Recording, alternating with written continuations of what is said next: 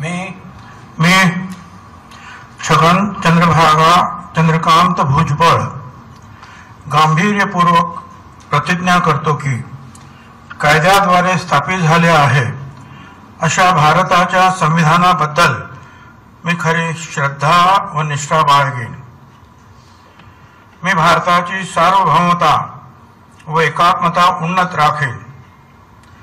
मी महाराष्ट्र राज्याचा मंत्री म्हणून माझी कामे निष्ठापूर्वक व सतसत विवेक बुद्धीने पार पाडेन आणि संविधान व कायदा यानुसार सर्व तऱ्हेच्या लोकांना मी निर्भयपणे व निपक्षपातीपणे तसेच कोणाच्याही विषयी ममत्व भाव किंवा आकस न बाळगता न्याय्य वागणूक देईन।